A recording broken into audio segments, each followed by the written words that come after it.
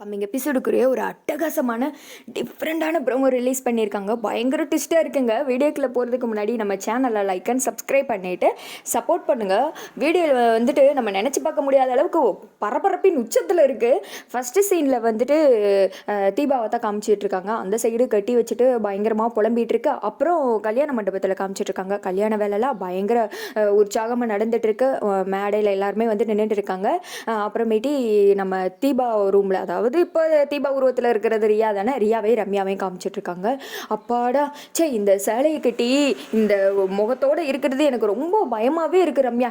எப்படா இந்த இதை உங்ககிட்ட ஒப்படைப்பேன் தான் இருக்குது அப்படின்ற மாதிரி சொல்லிட்டு இந்தா அப்படின்னு சொல்லிட்டு அந்த முகமுடியாவு அப்படின்ற மாதிரி சொன்னது. அந்த முகமுடியை வந்துட்டு அவுக்குறாங்க.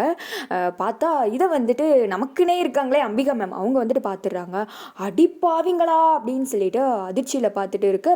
அங்கிட்ட வந்துட்டு முகமுடியை கழட்டி இந்த அப்படி கரெக்ட் டயத்தில் போட்டு காட்டி பக்கத்தில் போய் உட்காந்துக்கோ, ஆனால் எந்த ஒரு சிச்சுவேஷன்லையும் மாற்ற மாதிரி சூழ்நிலையை உண்டு பண்ணிடாது அப்படின்ற மாதிரி சொல்லிட்டு இருக்கேன்.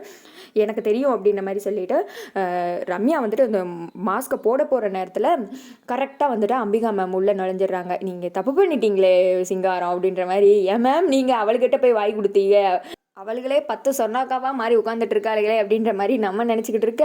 எங்கிட்ட வந்துட்டு அம்பிகா மாமா பார்த்ததுமே வந்துட்டு பயங்கரமாக 2 பேருமே ஷாக் ஆகிடுறாங்க. அத்தடியாத்தா அப்படின்னு சொல்லிட்டு ஒரு மாதிரி முழிச்சுக்கிட்டே நின்றுட்டு இருக்க.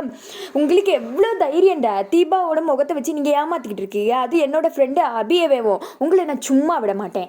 இப்போ எல்லாருக்கிட்டே உண்மையை சொல்லிகிட்டு இருக்கேன். நீங்கள் எப்பேற்பட்ட கோல்மல்தன ஆளுகளாக இருப்பீங்க அப்படின்ற மாதிரி மற்றவங்க மாதிரி அவளுக்கிட்ட உட்காந்து அட்வைஸ் பண்ணிக்கிட்டு இருக்க. அவளுக்கு வந்துட்டு தாமதிப்பாங்களா, என்னடி பார்த்துட்டு இருக்க, அந்த மயக்கம் இருந்துட்டு இவளை அமுக்கு அப்படின்ற மாதிரி வந்துட்டு ரம்யா சொல்ல வேமா வந்துட்டு 2 பேரும் சேர்ந்து அம்பிகா மேமை பிடிச்சி மயக்கம் வைக்கிறாங்க. விடுங்கடி விடுங்கடி அப்படின்னு சொல்லிட்டு மேம் எவ்வளவோ துல்ல அவங்க 2 பேரும் வந்துட்டு மேமை மயக்கமாக்கி அந்த கட்டிலுக்கு அடியில் வந்துட்டு உருட்டி விட்டுறாங்க.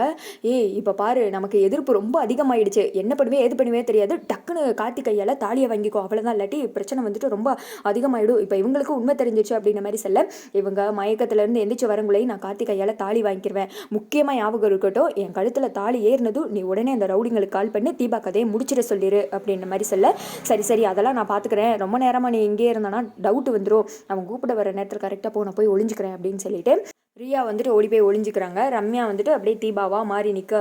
அத்தாடியாத்தா, தீபாவோட உடம்பு எப்படி, ரம்யாவோட உடம்பு எப்படி, எங்களை இன்னும் முட்டாளாவே நினச்சிக்கிட்டு இருக்கீங்களே அப்படின்ற மாதிரி நம்ம யோசித்துக்கிட்டே பார்த்துட்டு இருக்க வேண்டியிருக்கு. அதாவது ஒரு பொண்ணு ரெடி ஆகிட்டு இருக்காங்களா, கூட யாருமே இல்லையா, எப்போவுமே வந்துட்டு கூடயே இருக்கிற ஆளுங்க இப்போ வந்துட்டு தனியாக விட்டுருவாங்களாம். அதாவது சீனுக்கு ஏற்ற மாதிரி நம்மளே வந்துட்டு அப்படியே கொண்டு போய்கிட்டு இருக்காங்க. அடுத்து வந்துட்டு பொண்ணை கூப்பிட்டுவாங்க அப்படின்ற மாதிரி சொல்ல ரம்யா வந்துட்டு மணமேடையில் போய் உட்காடுறாங்க.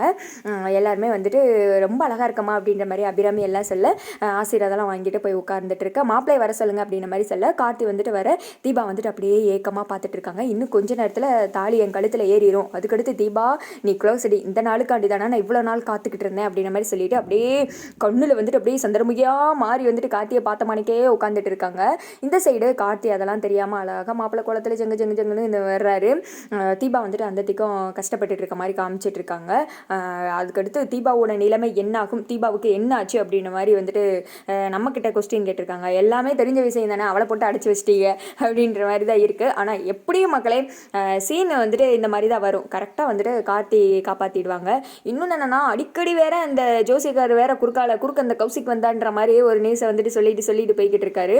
தீபா காலத்தில் தாலியர்னா அபிராமி உயிரோட இருக்க மாட்டாங்க அப்படின்னு சொல்லிட்டு அது என்ன கதை ஏதுன்னு சொல்லிட்டு இந்த எபிசோடு முடிஞ்சாதான் நமக்கு தெரியும். அதாவது இந்த கல்யாண பரபரப்பு விஷயம் முடிஞ்சாதான் நமக்கு தெரியும்.